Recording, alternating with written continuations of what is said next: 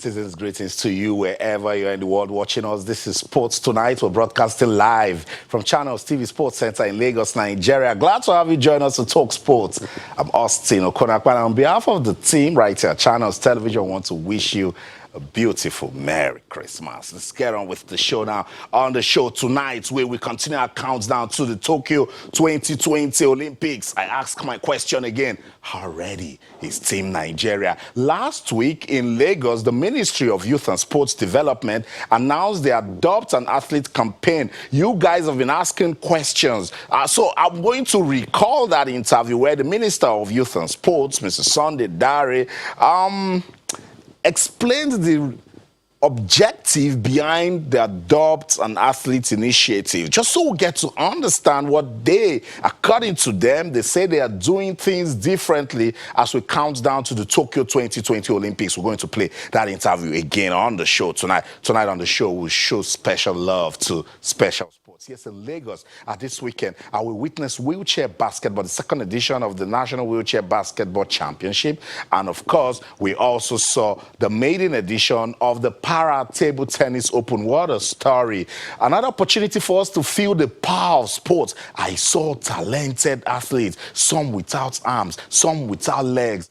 But they told us a beautiful story that impossible is nothing, that you can still win even when you're down, you cannot be out. I'll tell you that interesting story tonight on the program as we draw strength from what those para-athletes did over the weekend on the show tonight. We'll show you the complete list of the nominees for the 2019 CAF Awards. Talks on social media. Why is there no Odion Ighalo on the team? For Odion, that emerged as goal scorer at the last Africa Cup of Nations, and of course the Super Eagles winning bronze, particularly Nigerian football fans, they cannot understand why Odion Ighalo is missing from the list of the nominees, the final shortlist for the CAF Awards. We'll talk about it on the show tonight. And of course, we caught up with Odion Ighalo tonight, today in Lagos. So we'll listen to him talk about, tell us about his opinion on the CAF Awards nominations. And of course, we caught up with Victor Osimhen also. He will talk to us. We'll continue our look at the Nigeria National League and also the Nigeria Professional Football League. Interesting times we're seeing, and we love it. Particularly at the NNL, Bendel Insurance, they said they want to gain promotion back to top flight football, that they love what they saw last season and that they were unfortunate not to have stayed back. The deputy governor is still playing for the team. Can you believe it? I think we should put together an award for Philip Shaibu that at 50, he's still registered professionally and playing for Bendel Insurance. What a story. We'll see what went down in that match between Bendel Insurance and Stationary Stores tonight on the program. I'll let you know what's going on with us now. Mikel Arteta says there must be a change in the thought process. He said that, like, he believes that he can turn things around at Arsenal, and it demands accountability from the players. And I've been saying it since right from when we were talking about Unai. I said, who is not looking at the players? Are they giving their 100%? Arsenal fans, get in here. Let's talk about your team tonight. Do you see any turnaround for the Gunners? 2019 is fading away. What do you want from your team in 2020? Don't forget, we'll see some action on Boxing Day. We'll talk about the English Premier League. Also, new man at Everton, Carlo Ancelotti, is dreaming of bringing Everton back to the top. He says he wants to make the fans happy. Our Everton, well, a good mid-table team, but can Carlo rewrite history at Everton? It looks like it's going to be difficult, but hey, in our world of sports, impossible is nothing, particularly when you've got the wheel that Carlo Ancelotti is already telling us that he's got. We'll talk about it on the show tonight. We'll talk about Manchester City. We'll talk about football, more football, and of course, whatever you are talking about in our world of sports. We're about to say goodbye to one decade. What got you talking in the last decade, from 2010 to the end of 2019, what got you talking in our world of sports? It's a lot, because, you know, it's a racy-pacey, action-packed world of sports. But for Nigerian fans, let's narrow it down to Nigeria. What got you talking in the last decade, from 2010 till the end of 2019? I remember how the likes of Kelechi Iheanacho and his team, they went to Chile to win the FIFA Under-17 World Cup in 2015. Yeah, I think that one got us talking, because we thought that was the golden generation of Nigerian football. What got you talking in this last decade? we're talking about sports. So much went down. It was also this decade that Usain Bolt blew. He told everybody that, look, I'm the greatest when you're talking about athletics. And he also said goodbye to the sports.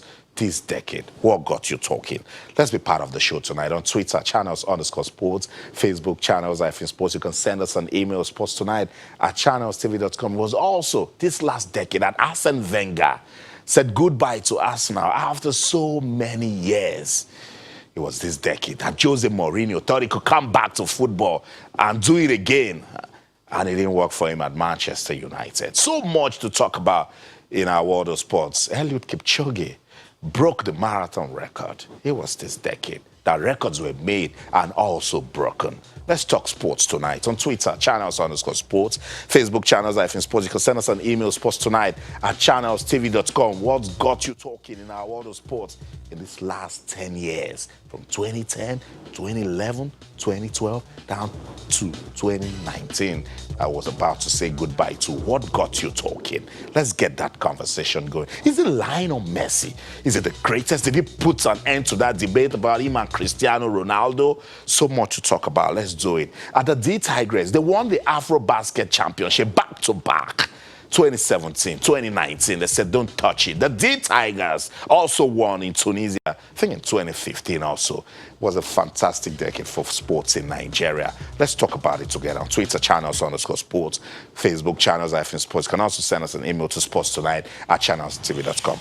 All our top stories can be viewed on our website, channelstv.com, and on YouTube, /channelsweb. Log on to m.channelstv.com. Download the Channels TV app for those devices you see on your screen. You know why? I want to help you keep up with the pace because it's a racy-pacey, action-packed world of sports. So much is happening in our world of sports. If you blink, you start asking questions. So let's do it tonight together. Talk to us, Twitter, channels_sports, Facebook, channels-sports. We'll continue our countdown to the Tokyo 2020 Olympics. My question is, how ready is Team Nigeria? The Ministry for Youth and Sports said, look, we're doing things differently. They've brought the Adopt an Athlete initiative. They've set up the Ministerial Olympic Committee. They are talking to the persons at NESG, signed memorandum of understanding with the guys at Tokyo 2020 officials. Say, look, let's see ways we can work together.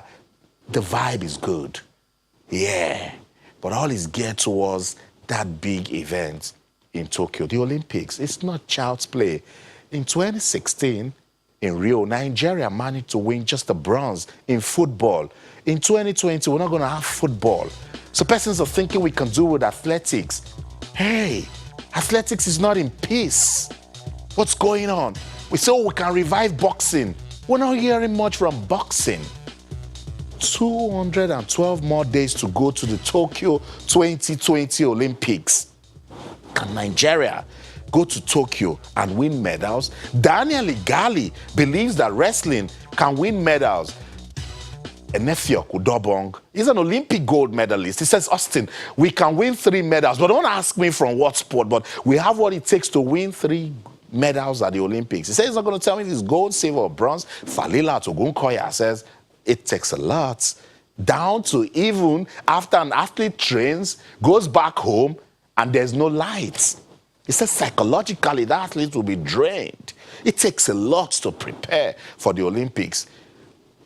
The physio must be 100%. Your dietitian must be 100%. Your psychologist must be top-notch. The kids manager, everything. Even before the Olympics, infrastructure in your country in terms of preparations must be fine.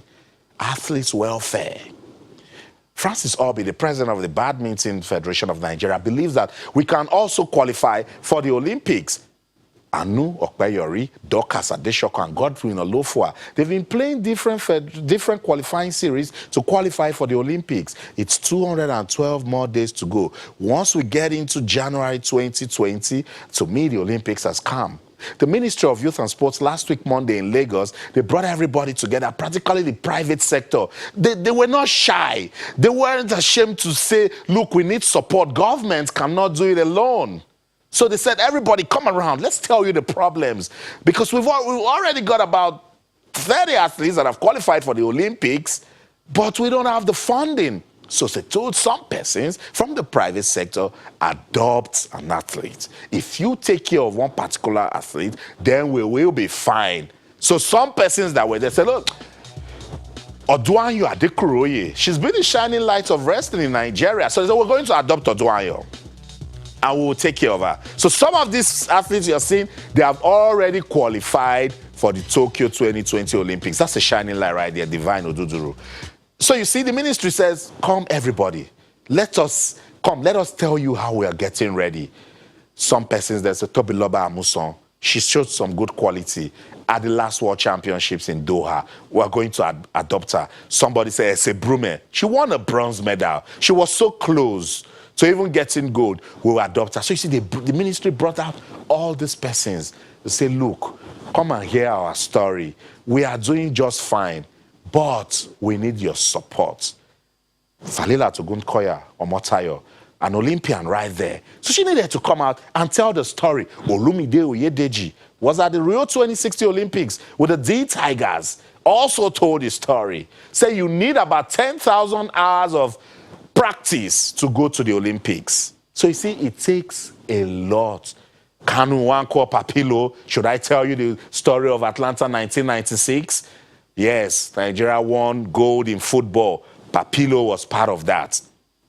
You guys have been asking us, since the Adopt an Athlete initiative was launched, you've been asking questions. What is it all about? What does the ministry intend to do with it? And I said, okay, I'm going to call back that interview with the Minister of Youth and Sports. Right there, we asked him, what's the objective? And are we doing things differently this time around? You guys called for it. Let's listen to the minister again. We'll be right back. Well, I think the major objective of the Adopt an Athlete campaign is to boost the support that the ministry and the country gives our athletes. Unlike in the past, of course, they got support in the past, but this time we want to make sure that we boost that support. We also want Nigerians, both individuals and corporate bodies, to be part of the Olympic spirit, to be stakeholders in our sportsmen and women, and see to the fact that they get the support they need. The Adopt an Athlete campaign focuses on providing support, targeted support for each of our potential medal-winning athletes. And whatever they get will be an organic relationship between the individual adopting and also the organization adopting. Does this put us on track to the Tokyo 2020 Olympics?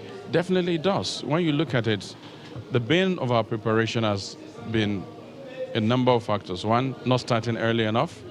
I think this time around we've started at least taking the steps that are critical to chart a path to victory. We've announced the sports we're going to concentrate on, 11 of them. We're already engaging directly with the athletes that have qualified and the team that have qualified.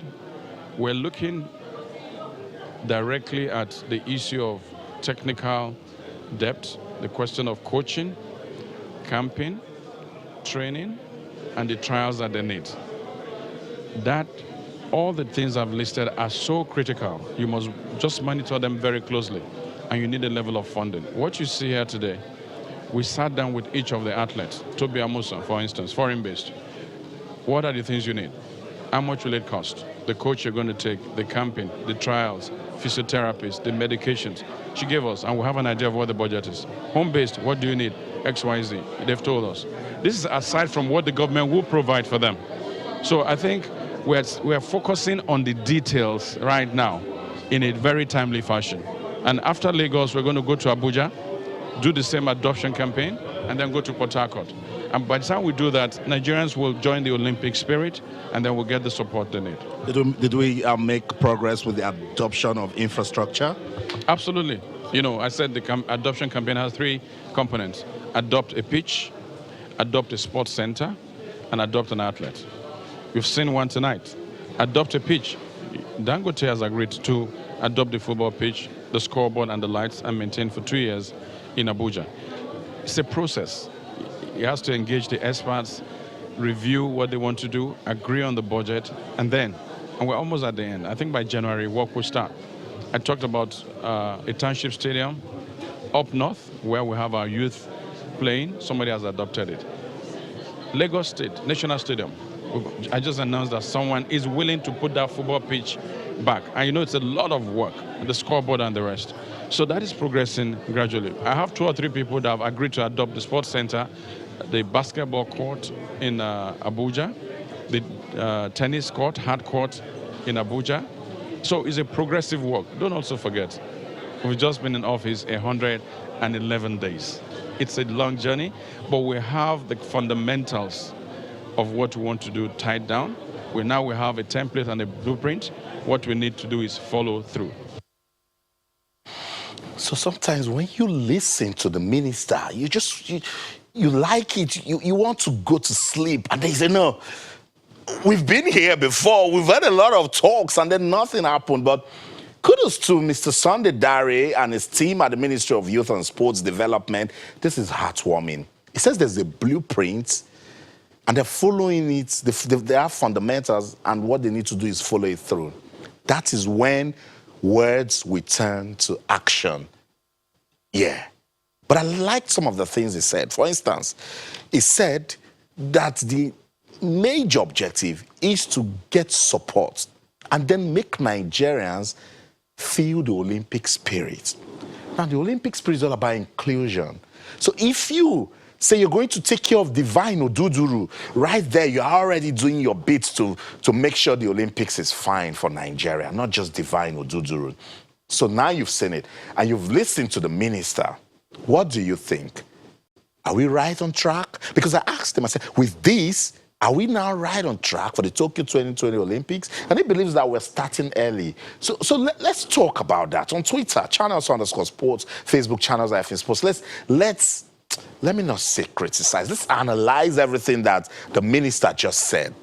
He said that they're engaging with the athletes directly. I like that one also because it's a sense of belonging. I speak to athletes. They talk to me. They say, Austin, they don't care about us. We don't even get basic phone calls. They don't even know what it takes to prepare for the Olympics. I like this one. He said they called Toby Amusan. What do you need in terms of physio, psychologist, dietitian, your training? So that's beautiful. So we need to talk to Toby Amusan. I actually wanted Toby on this show tonight and say, Toby, did the ministry speak to you?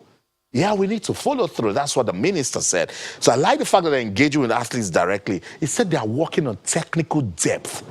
He says training. He said coaching. Very, very important. Because every time we talk about the athletes, they need to perform. They need to impress. Somebody is telling them what to do. Does that guy know the current trends of the sports? How deep is he in coaching? Because that's the direction, that's the guide. So everything came out of this Adopt an Athlete initiative. He said it's going to be a relationship between the person adopting and the athlete, and it's true. So for instance, Dangote says, I'm going to take care of Ese Brume. Mr. Aliko Dangote will call up Essie and say, did you get the funding? Are you fine? Are you preparing now? Are you sure you're good? You got a bronze medal at the World Championships in Doha. I said, what do we need to do for you to get a silver or gold medal? It's going to be a relationship. The minister said organic relationship, and I like that. He also mentioned 11 sports. I've been trying to see if we really have 11 sports with comparative advantage to win medals at the Olympics. I've been doing that with my studio analyst. And last week, Friday, I did it again with Alfred. We're struggling to mention 11 sports that can actually go out there and compete favorably. We've got the talent, but we lean back so badly. We took our eyes off the ball. At some point, we love football, and we're doing just football. Now we didn't even qualify for football for the Olympics. So let's analyze everything that the minister has said tonight as regards the Adopt an Athlete initiative. Let's go on this break. When we come back, I'll read your comments, and then we'll take it up from there. So don't go anywhere. Stay.